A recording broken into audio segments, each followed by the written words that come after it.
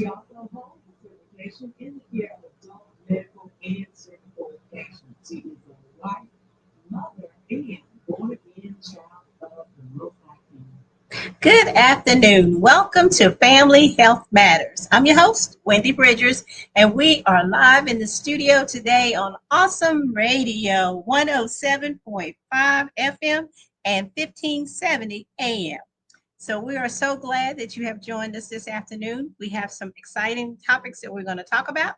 And I have my favorite exercise physiologist here with us today, Kiara Robbins. Welcome back. Welcome back. Good. Glad to have you.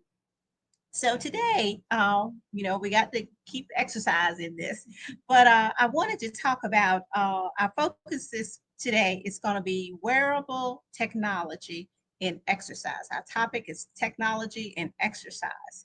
And we want to look at the considerations for the different types of fitness trackers and exercise pieces or wearable pieces of equipment. And so we want to list our listeners to be prepared and to hear expert practical advice on making the most out of these devices, assessing their accuracy, and understanding how they can influence both physical and mental health. So today our conversation wants to empower you, audience, on the proper technology that can help you enhance your exercise programs. All right, so there will not be any excuses on why you cannot do exercise or either keep track or keep a record or be encouraged by your data that you occur about your exercise. So tell us, Kiara, why is this an important topic? Well, wearable technology or using some of these wearable devices have been a big trend in these last, I would say, few years. And a lot of times people will purchase these devices and not really understand or know what they are or how to use them. And they're providing you with all this information, all this data, and you're just like, okay, what does this mean? And so I just want to make sure we talk about how you can use this and understanding what the devices are capable of doing and how they can be useful not only for your exercise, but your overall well-being. Okay, perfect. So our first question is, how accurate are heart rate trackers in the gym compared to those worn during a walk? So how accurate are they? So they're pretty accurate. It does depend on the type of device that you're using. So, for example, if you're using a treadmill, there's typically like a silver handle that you can hold on to, which will give you a estimate measurement of your heart rate. And then sometimes you have these wearable devices that use the same type of technology that will give you that same way to track your heart rate. The most accurate ones are, of course, going to be something like an EKG or ECG that actually is connected to your body. And there are some companies and our devices that actually have these type of straps that are directly you can put onto your body, onto your chest, onto your arm, onto your thigh. So there's different types of wearable technology that is out here. But they're pretty accurate, especially for just day-to-day activity. So what about the one that most everybody have, the Apple Watch that has the heart rate, heart rate in it? That's pretty accurate. It can overestimate and underestimate that, but in general, it is a pretty accurate representation of what your heart rate is. Okay. So when you have these devices connected to you, so if you got it clipped on and you're running or jogging, is the motion in there, is that sensitive to what the actual heart rate will be? Yes. So, for example, if you are sitting down, you can go and check your heart rate on these devices, and you might see that you have a resting heart rate, maybe about 70 or 80 beats per minute. And then as soon as you start to get up and walk, you will see that increase in your heart rate, and that as you start to exercise.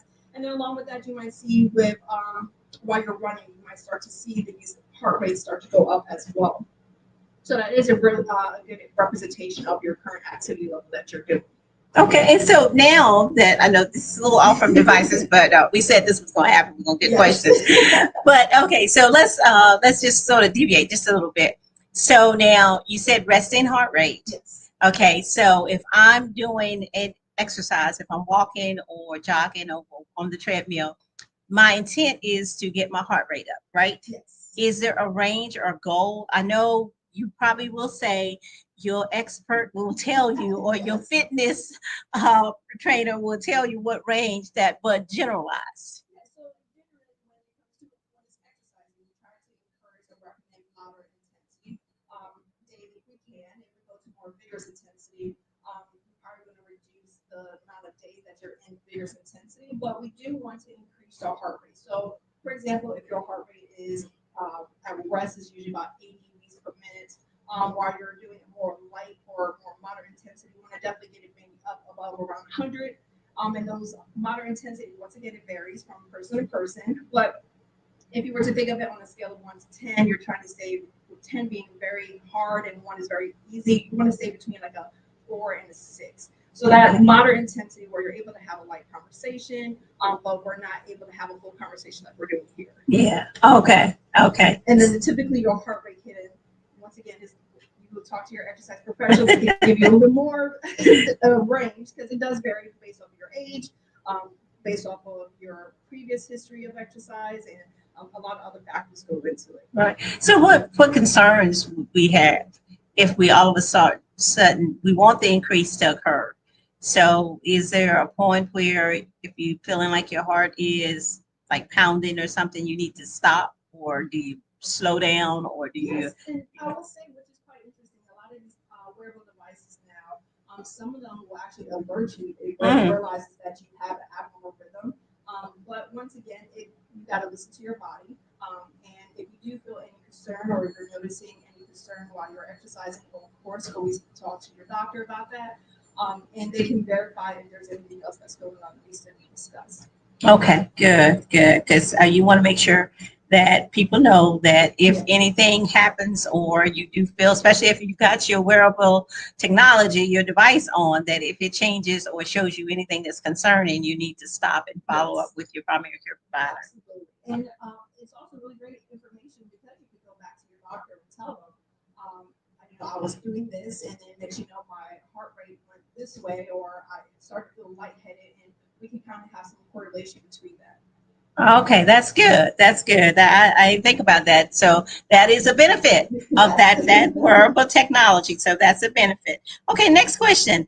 Are there specific types of fitness trackers that are better for certain activities? For example, swimming and running. Yeah, so there are so many different types of devices out nowadays. We have watches, we have rings, we have straps, we have all types of things.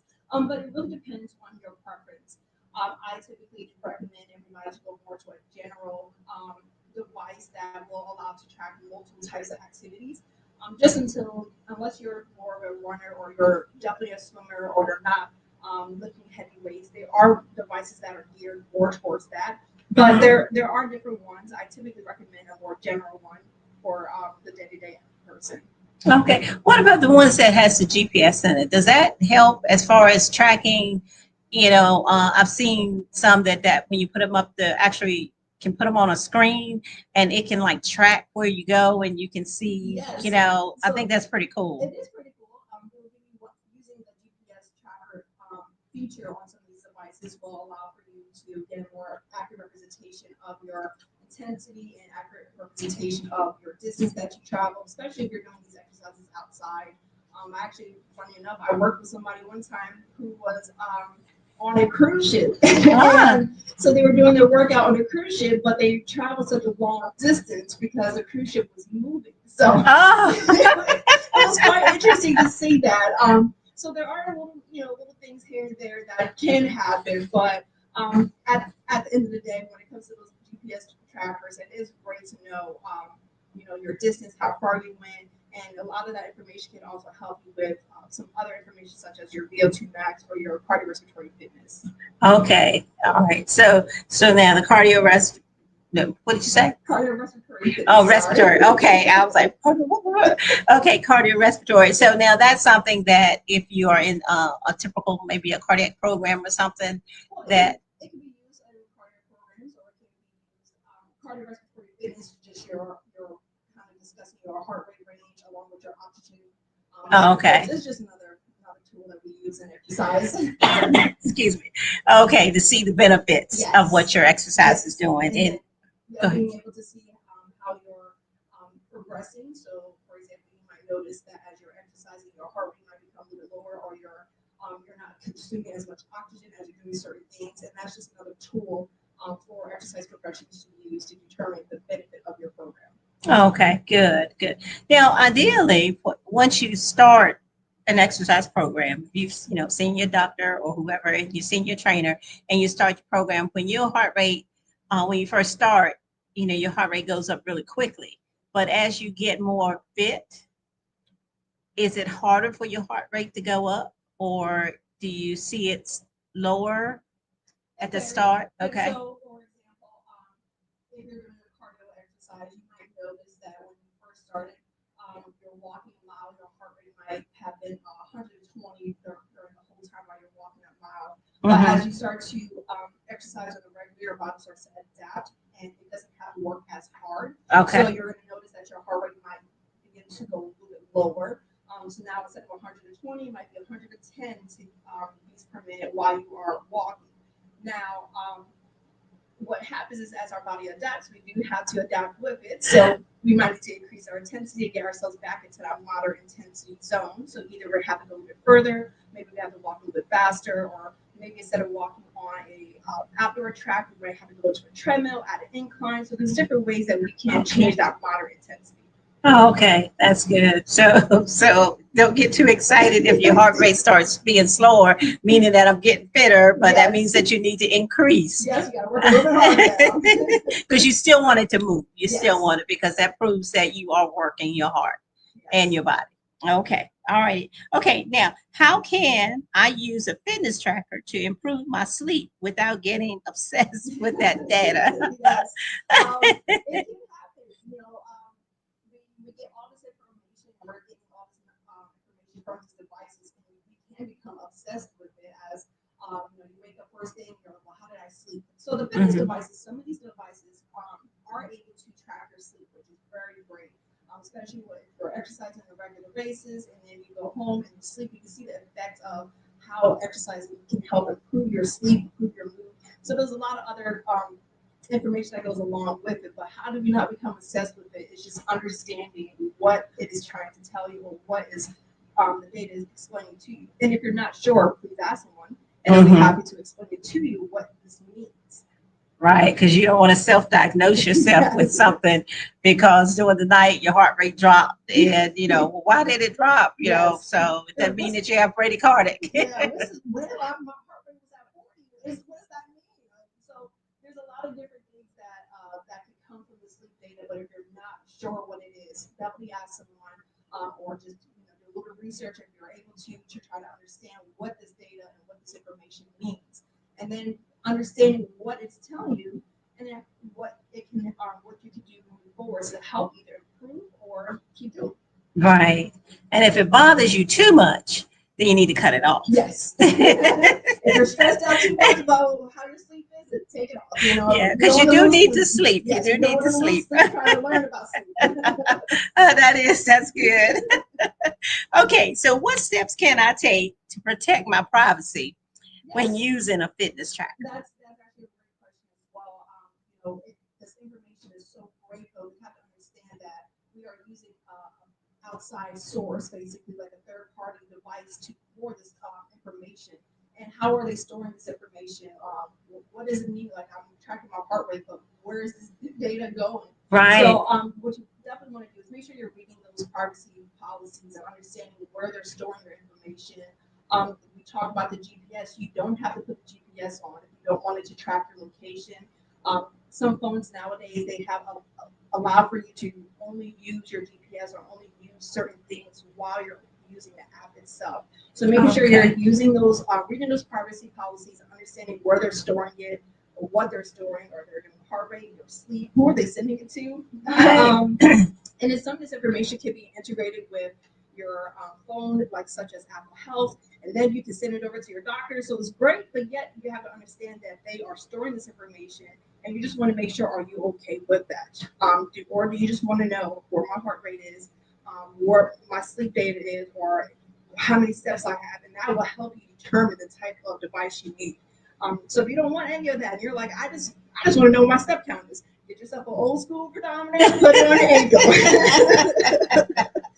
Because they're great, but yes, they are, they're storing these Yeah. information. And a lot of these companies are doing research as well, so they can improve to better serve us. But we do have to understand that that's a lot of private information. Do you want to give that information up to these individuals?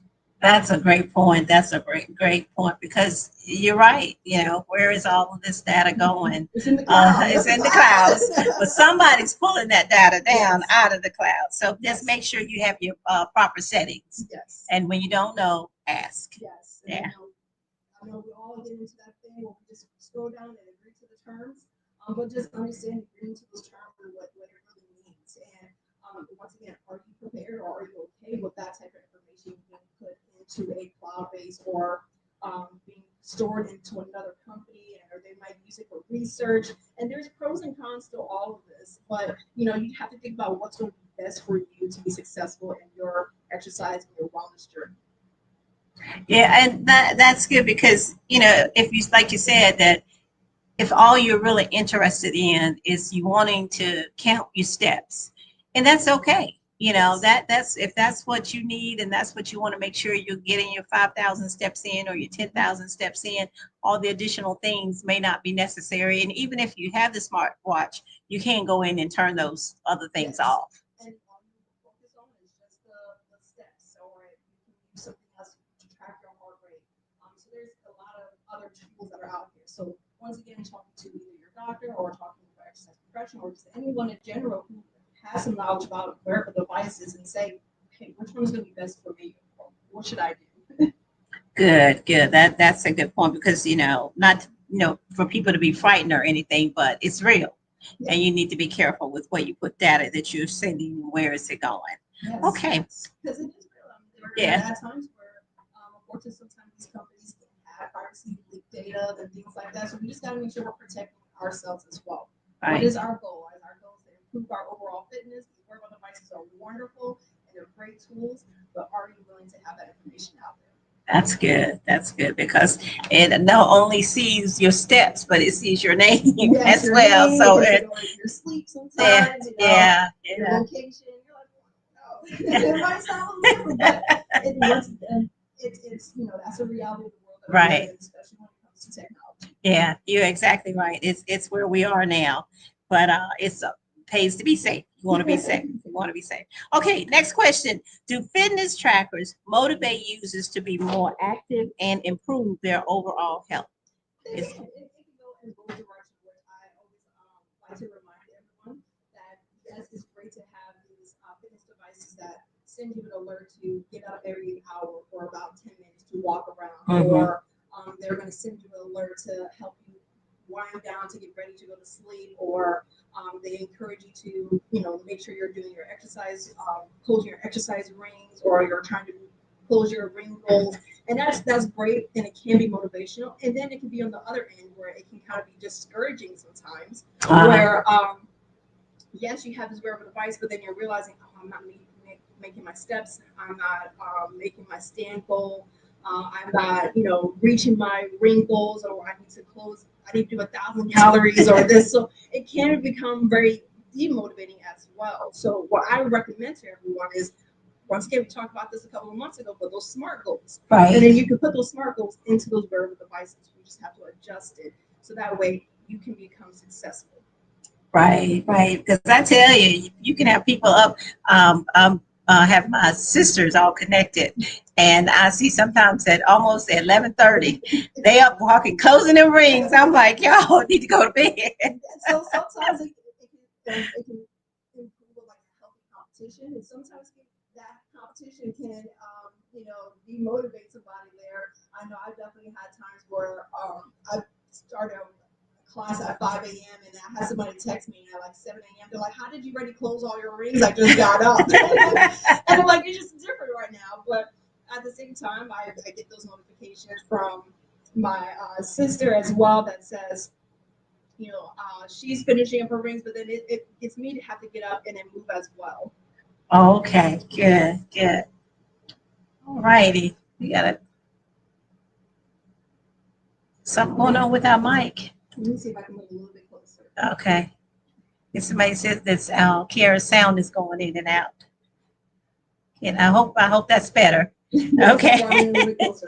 Okay. All right. Okay. All right. How do fitness trackers affect users' perception of their own bodies and health? So same thing we were just kind of discussing. You know, it's you're looking at your information. You're looking at your heart rate. You're looking at your some of these devices will track your sleep load or your sleep as well as your oxygen, and it can affect your perception, either positive or negative. So it can be more of a awakening where you put your watch on or you put your this ring on for the first time and you go to sleep and then you wake up the next morning, you're like, I thought I had a good night's rest. I do that all the time. I was like, I thought I was rested, but I'm not. I didn't get enough REM sleep, or I did not get enough deep sleep, or I fell asleep too quick. And it makes you realize on how important it is for your body to it likes to be on a regular routine, and it is important to know what are these stressors that are being put onto your body. But then again, you can become very obsessed with information like this, and I don't want anybody to become obsessed with this information. It is Right. just additional tool that can help you overall improve your well-being. All right. Good. Good. So, but we can always use it too to celebrate. Yes. Do Yes. celebrate. Now, I love to celebrate. We need to Yes. celebrate when we see that the goals are being met. We need Yes. to celebrate. I Okay. definitely think that's also really great to put in there that you get those alerts that you close your rings, or I love when I have my clients who are doing a new workout or they do a little competition with me. I can continue to motivate them, but when they're closing out their rings, so there's great ways that that can come from these devices, and it can, like I said, really put a different perception of your overall well-being. Good. Good. Because I think on mine you can send when somebody has done all their rings, you can send like a little reply, like Yes. happy or little ducks or something like that. Okay, I think one of the other questions we had that was about data breaching and misuse of sensitive health information. We sort of touched on that a little Yes. bit. That makes sure that you read your Yes. policy, your privacy policies. Okay. And typically, if something like that was to happen, you usually like to send out an email, but read those emails. Yeah, what yeah, that's information true. was out and what information did leak, and you need to be aware of that, and just so that you're aware if you want to continue working with this company or That's good. That's good. Because I mean, it's your money, you're spending it. So you yes. want to get what's going to work best for you. Okay, are fitness trackers affordable and accessible to a wide range of users? And how do you decide which one is best? Well, I will say these fitness trackers can be expensive. It is a wide range, and once again, depending on the tool that you are looking for. If you're looking for a more elaborate device that's going to track your sleep, that's going to track your fitness, your heart rate, is going to also connect to your phone, where you can get alerts, where you're getting text messages. Those are going to be on a little bit more on the expensive side. Even some of these devices, especially for women, they also track your temperature, so they can help you with your women's health. So it really depends on what you need and reading what these devices are able to provide. And the more elaborate and more they're going to offer, of course, it'll be a little bit more expensive. But you don't have to go the expensive route. Just because expensive doesn't mean it's the best. I have tried watches before, and I'm like, this just doesn't work for me. I'm a little upset that I spent my money on it. And I'm like, can I send it back? But then there's some devices that they will let you try it out for 30 days. And you need to really figure out within that 30 days, what do you like about this device? Do you want to keep this device or not? Or are you just better off without it at all? And maybe just going to the gym and you're just tracking your heart rate there. Once again, how important is this information to you and for you? And is it going to motivate you? And if it's going to be something that you're going to invest in, think of it that way. It's going to be an investment. Okay. Right. And think of it as an investment. It is an investment. Yeah. So, and if you're going to invest, it needs to be something, excuse me, that's going to be beneficial and it's going to meet your needs. Absolutely. Absolutely. So now, because they are expensive now, do you know of insurance? What are your thoughts about insurance? Does it help cover those things? It varies. It does vary. So if you have, for example, like a spending account or a health spending accounts. Some of these accounts will allow you to help, or they will help you pay or reimburse you for these devices. So you, once again, you have to talk with your company, talking with your insurance company to see what they are able to cover. Going into the next fiscal year there is actually going to be an update in the Congress policy what you are able to use to spend these HSA and FSA. I would say money, but basically money. Yeah, the flex dollars. Yeah, I think they call flex dollars. Yeah.